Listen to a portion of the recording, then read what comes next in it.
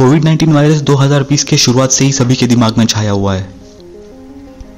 China के एक शहर से निकलकर आज पूरी दुनिया में यह फैल चुका है और आज की तारीख में पूरी दुनिया में लगभग 10 लाख से ज़्यादा लोग इस वायरस से संक्रमित है।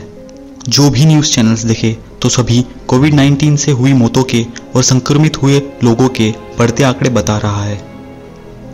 और इन सब के बीच एक सवाल तो आपके जहन में आ ही रहा होगा कि क्या 21वीं सदी में भी हम ऐसी महामारी से नहीं लड़ सकते और कब खत्म होगी ये महामारी।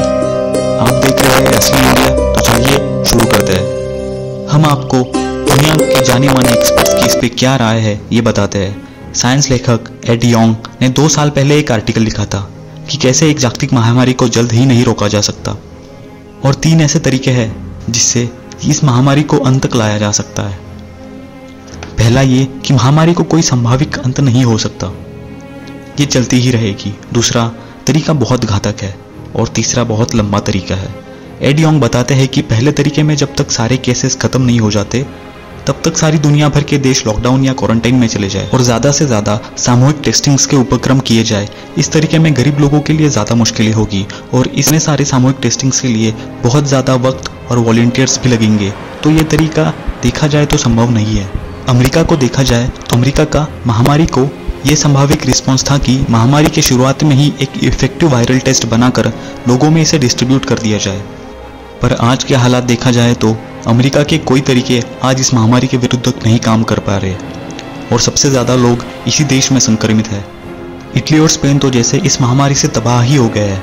अमेरिका के लिए शायद आगे और बुरा वक्त आ सकता है क्योंकि अमेरिका की जनसंख्या इटली और स्पेन की जनसंख्या से बहुत ज़्यादा है और अमेरिका में पर कैपिटा बहुत कम हॉस्पिटल बेड्स है और आज पूरे अमेरिका की हेल्थ केयर सिस्टम ओवरलोड हो चुकी है। और आज की तारीख में अमेरिका के राष्ट्रपति ने अब तक क्वारंटीन या लॉकडाउन के कोई आदेश नहीं जारी किए और इतनी ज़्यादा मौतें होने के बाद भी अमेरिका में लोग इस महामारी को गंभीरता से नहीं ले रहे और आगे चल के बहुत हालात खराब हो सकते हैं। इस महामारी को ख़त्म करने का दूसरा तरीका ज़्यादा फास्ट है पर शायद इसकी कीमत बहुत ज़्यादा है। आपने शायद हर्ड इम्यूनिटी का नाम सुना होगा, यानी सामाजिक प्रतिकार शक्ति। इसका मतलब किसी भी वायरस को जाने या अनजाने में इतना फैलने दे कि जो लोग इस बीमारी से ठीक हुए हैं वो अपने आप को रोग प्रतिकारक बना ले और बाकी की जनसंख्या को भी बचा ले। इसका मतलब ये है कि किसी भी आग को अपने आप ही बुझने देना जब तक वो खुद खत्म ना हो जाए।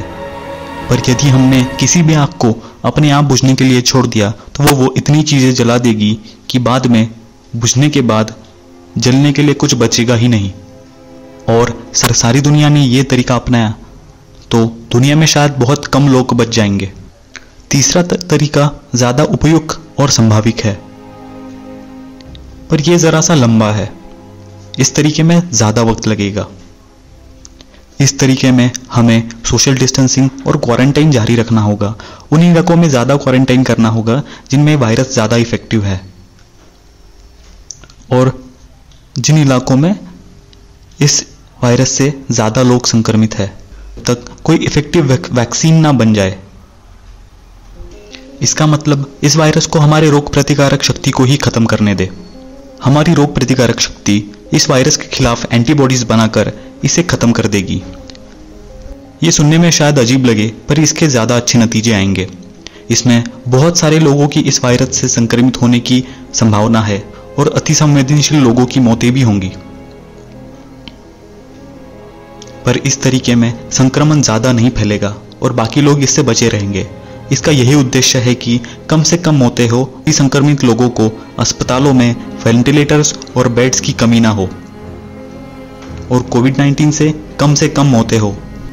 कोविड-19 की वैक्सीन यानी टीका बनने में अभी भी 12 से 18 महीने का वक्त लगेगा और तब तक इससे विश्व की अर्थव्यवस्था काफ़ी हद तक प्रभावित होगी।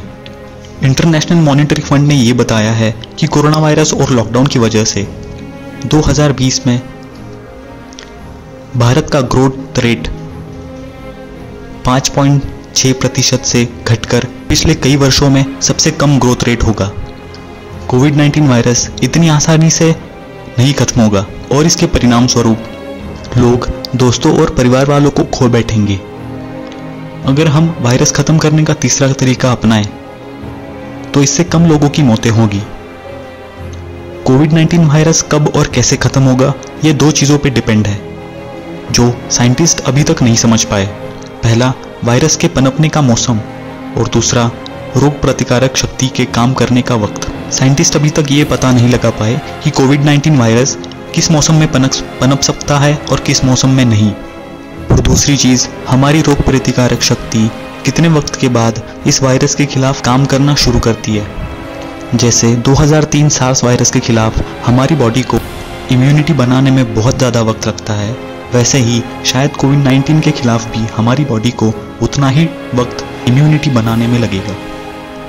तब तक हम सिर्फ साइंटिस्ट के जानकारी विकसित करने का इंतज़ार कर सकते हैं।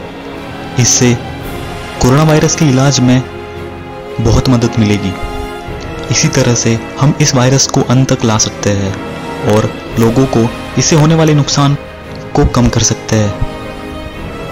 ऐसी कोई जादू की छड़ी नहीं है जो इसे एक झटके में खत्म कर दे, बल्कि सरकार की जागरूकता, नीतियाँ और ईमानदार और जिम्मेदार व्यक्तिगत विकल्पों और जल्द से जल्द कोविड-19 का टीका विकसित करके ही किया जा सकता है।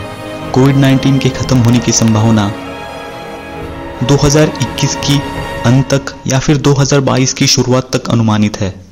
पर जब तक दुनिया भर की सरकारें इसके खिलाफ वैक्सीन विकसित कर रही है, तब तक आपके लिए यही समझदार विकल्प है कि खुद को और परिवार वालों को सुरक्षित रखें। जितना हो सके उतना घर में ही रहना और स्वच्छता बनाए रखें। अगर आपको अच्छा लगे तो इसे सभी परिवार वालों में और दोस्तों में शेयर करें। इस बीमारी की गंभीरता जानें।